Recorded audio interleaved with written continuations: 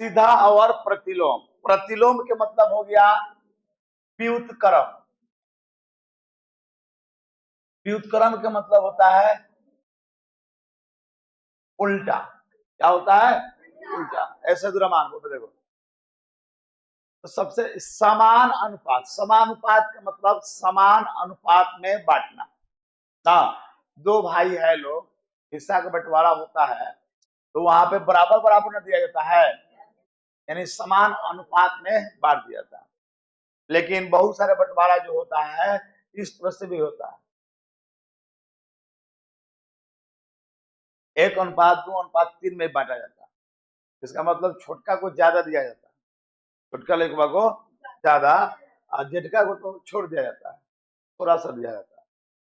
बीच वाले को छोटका ज्यादा मिलता है। बट आज के जमाना में थोड़ा सा ये वो छिपा भी गड़बड़ हो ना तो मार हो जाएगा, ये वो लोटा खातिर मार हो जाएगा ना। अब पहले के लोग उतना नहीं एक्टिव था, ठीक है। एक और बात है, पहले के लोग जो था, लोग अनपढ़ था, यानी माता पिता हम लोग अनपढ़ थे, तो लड़का उसमें पढ़कर आईएएस, हाँ, आईपीएस, दरोगा, एसआई, है ना, ये सब बनता था, मैंने सरकारी नौकरी खोजता था। आजकल के माता पिता पढ़े लिखे हैं, तो लड़का यूट्यूब पर, फेसबुक पर, इंस्टाग्राम पर नचनिया बन के घूमता है। तो परिवर्तन हुआ कि नहीं? देखिएगा इंस्टाग्राम पे जाके देखिए, छोटे छोटे बच्चा सब एकदम सब इतना अभद्र अभद्र गाली का प्रयोग करके वीडियो सब बनाते हैं, और उसको लोग सब मनोबल बढ़ाता है, बहुत अच्छा बेटा, लाइक। हाँ, तो वो तो सब दिना वो सही करेगा ना। अभी फिलहाल में देखेंगे, हाँ, एज जो है बिहार हमारे संविधान में ही चाहता है कि प्राथमिक शिक्षा को एकदम फ्री में दिया जाए। अब क्या चाहिए? सरकारी प्राइवेट स्कूल में क्या अंतर है पता है? पता है कि नहीं है? पता होना चाहिए। सरकारी स्कूल में आपको गाड़ी आपको आएगा द्वार पर, प्राइवेट स्कूल का, आप उसमें बैठ के स्कूल जाएंगे। और सरकारी स्कूल में पैदल आप जाइएगा, बैग मिलेगा तो मिलेगा, नहीं तो झोला लगा के चले जाइए। हाँ, आपके प्राइवेट स्कूल में घंटी जो है टाइम से लगेगा, और हमारे सरकारी स्कूल में लगेगा चाहे नहीं लगेगा, पढ़ाई हो रहा है। हाँ, आपके प्राइवेट स्कूल में लंच होगा, तो लंच होने के बाद आप pizza, burger, dosa, idli Vidly सब ले आके खाएंगे, और हमारे स्कूल में खिचड़ी बनता है। हाँ, और छिपा लेकर हम लोग खाते रहते हैं, और प्लास्टिक में भर के घरों में ले जाते हैं। हाँ, हाँ। उसके बाद तीसरी है बात, यह कि आपके स्कूल जो है अंडरग्राउंड है, उसमें एक बार बच्चा एंट्री कर गया तो फिर नहीं निकलेगा। हमारे स्कूल में किताब लेकर रख दीजिए, घूमते रहिए मछुआरे आगे स्कूल के पीछे। हाँ, यही सब है। जैसे हम लोग सब मजाक बना दिए हैं लोग, हम सब अगर चाहेंगे तो कुछ भी हो सकता है ऐसा। तो यही हम आपको बता रहे हैं। पहले देखिएगा बहुत सारे हर गांव से जॉब नौकरी लोग ले लेता था, और अब नहीं मिल रहा, क्योंकि उतना हम लोग फोकस भी नहीं करते हैं। खैर आइए देखिए, तो ये अनुपात को हम रेशियो कहेंगे। ए बटा बी है, तो इसको हम क्या लिख सकते हैं? ए अनुपात बी, ठीक है। अगर आपको यही ए अनुपात बी है, तो आप जो है ना इसे ए बाई बी लिख सकते, ठीक है, ए बाई बी लिख सकते हैं। जैसे में यहाँ पर 3/5 को अनुपात में लिखना है, तो क्या लिखेंगे? यहाँ में आपसे कह दिया जाए 4/5 को बाटा में बदल दो, क्या लिखेंगे? 4/5।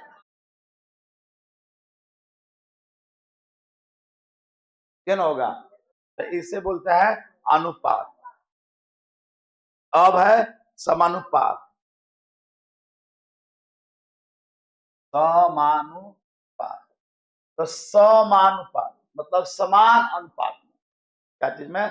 समान अनुपात में बंटवारा करना क्या कहलाता है? समानुपात कहलाता है। जैसे कि यहाँ पे ए अनुपात का हो गया, ठीक है, इधर हो गया सी अनुपात क्या हो गया, ठीक। तो ये दोनों जो होगा बराबर होना चाहिए, बराबर बराबर हिस्सा बंटना चाहिए। तो यहाँ पर बराबर ना देकर यहाँ पे आपको समानुपात लिखा जाता है, और ये जो है ना 2 गो इस टू से दर्शाते हैं। अनुपात में इस तरह से ये है अनुपात, और 2 गो दे देंगे तो क्या हो गया, समानुपात। तो इसको हम क्या बोलते हैं, समानुपात, समानुपात। चलिए, तो इसे हम बोलते हैं समानुपात, यानी समानुपात जो होता है आपका क्या होता है, 4 गो हो जाएगा, ठीक है। अनुपात तो कब होता है, 2 गो।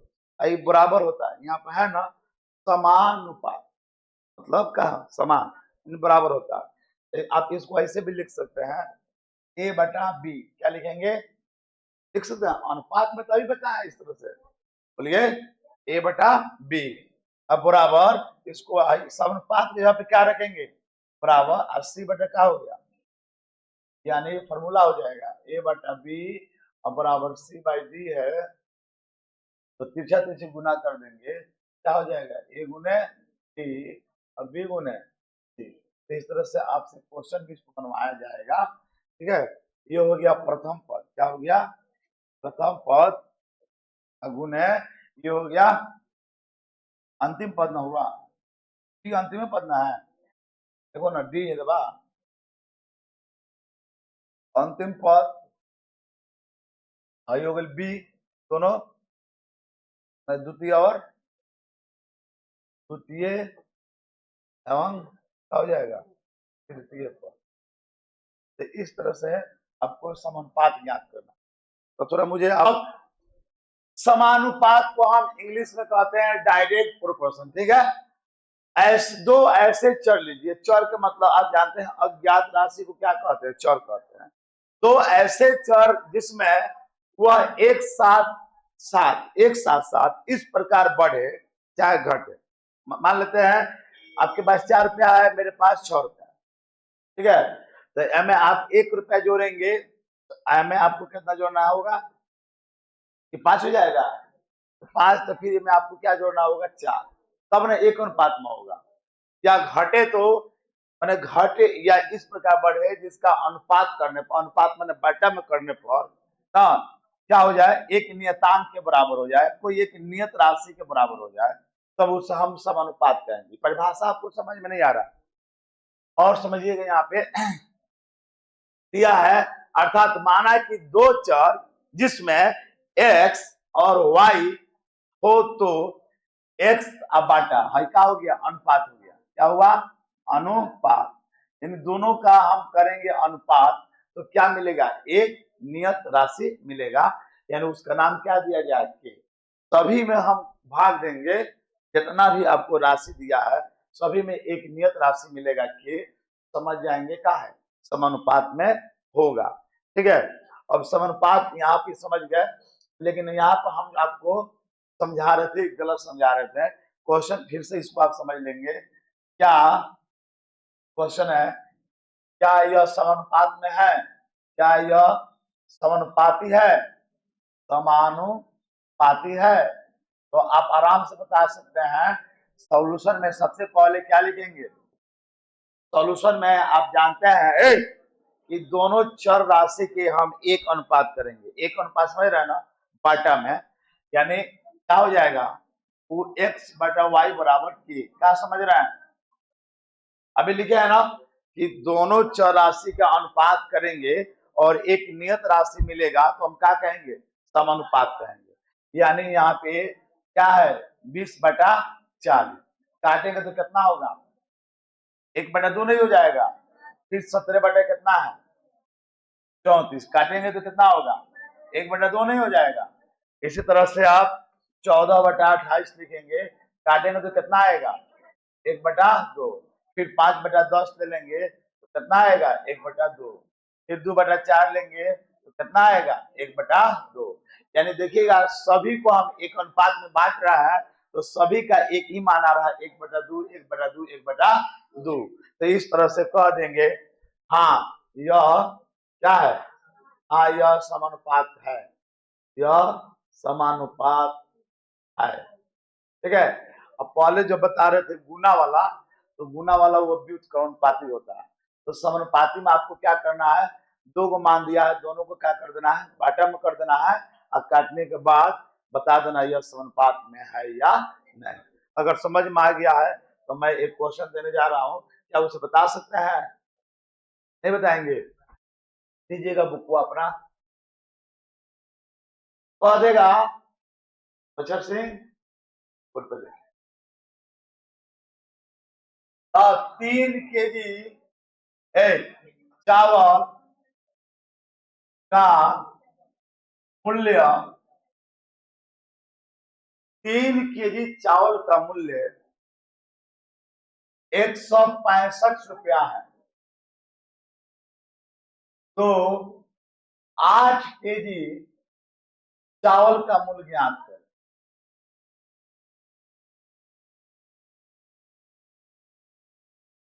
ठीक है, 3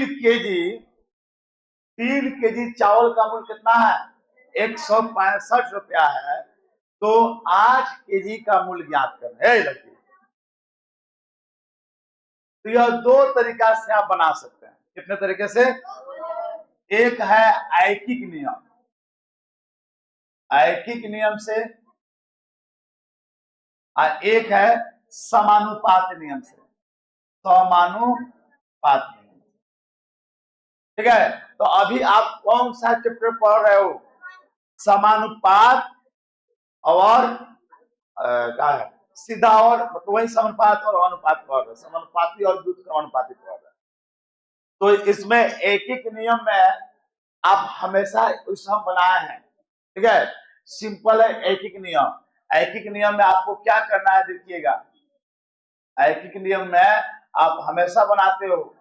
ठीक है, यहाँ पे क्या लिखा जाएगा, देखिएगा, एक अंक यहाँ पर अक्षर है, इसको क्या कहते हैं, चूंकि, इसलिए 2 ऊपर 1 नीचे रहता है, उसको क्या कहते हैं, चूंकि।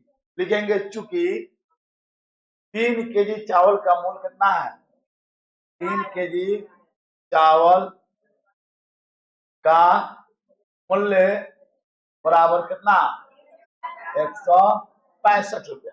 ठीक है, इसलिए अब हर का चीज का हो गया, इसलिए 100 किलो है, 8 केजी चावल का मूल्य बराबर, देखिए हम ऐसे खड़े हैं तो ये वाला भाग जो है दाहिना है, हाँ, ये वाला भाग जो हो जाएगा क्या हो जाएगा, बायां। ये मेरा रूल है, दाया, दाया कितना है 165, अब बटा बाया, मतलब ठीक बाया कितना है 3 केजी, गुण है बगल में आया, बगल में कितना के जिसका मान निकाला है ना वो कहाँ आएगा, बगल में आएगा। याद रखेंगे, दाया बटा बाया और गुने बगल में आया। अब काट लेंगे, ये 3 से कट जाएगा, 3 पचे 15, 3 पचे 15, यानी केजी से केजी उड़ गया, कितना हुआ 55, गुने 8, 8 पचे 40, 8 पे 40, 4 44, 400 कितना हुआ 40 रुपया जो है आपका क्या हो जाएगा, आंसर हो जाएगा। ठीक है, और आपसे पूछा जाए 1 किलो का दाम कितना हुआ, 1 किलो का दाम कितना हुआ 55 रुपया हुआ। इस तरह से आप निकाल देंगे। इसको हम बोलते हैं ऐकिक नियम से हल करना। क्या इन मामला को समझ में आ रहा है? आप लड़की लोग हो, चलिए, ये आप हमेशा इस तरह से निकालेंगे नहीं निकाले। एक और नियम है, अब समानुपाती नियम समझ लेंगे। समानुपाती नियम में आपको क्या निकालना है, रुपया निकालना है, 8 किलो के दाम निकालना है। तो आपको यहाँ पे लिखना पड़ेगा, कौन नियम बता रहे हैं, समानुपाती नियम। तो सबसे पहले आपको लिखना होगा, माना कि 8 केजी चावल का मूल्य कितना मान लें, और मानने के बाद बात तो एक्स मान लेंगे, मान लीजिएगा। अब लिखेंगे नाउ, अब एक डाटा इसे बनाइएगा। ठीक है, यहां पे लिखेंगे चावल, क्या चीज में, केजी में। यहां पर क्या लिखेंगे, मूल्य, क्या चीज में, रुपया। ठीक है, लड़के पे देखो, अब यहाँ पे कितना किलो चावल है? 3 किलो। और क्या, यहाँ पे लिखेंगे 3, यहाँ पे लिखेंगे 100, फिर यहाँ पे लिखेंगे 8 किलो, यहाँ पे लिखेंगे, इतना कर दीजिएगा। अब लिखिएगा समानुपाती नियम से, समानुपाती नियम से। आप जानते हैं समानुपाती में दो गो के अनुपात, दो गो चर के अनुपात एक नियतांक के बराबर होता है। तो ये लिख देंगे 3/165, अब वही लिखेंगे 8/x, ठीक है, हतना बटा हतना, समानुपात। अब तिरछा तिरछी गुना कर लो, करना आता है। 3 में 1 से कितना हो जाएगा? 3x, अब बराबर हो गया 165 गुने 8, इसलिए x का मान जो हो जाएगा 165 गुने 8, अब बटा कितना हो जाएगा? 3। ऐसे ही कट गया को बार में 55, 55 में 8 से गुना करेंगे तो हो जाएगा 440। अतः लिख देंगे 8 केजी चावल का मूल्य कितना हुआ? का मूल्य जो हुआ 440 रुपया हुआ। तो इस तरह से आपको आईटी का नियम बनाना है, बन जाएगा। सॉरी, ये हो गया समानुपाती नियम, ये हो गया आईटी का नियम, तो बना लीजिएगा।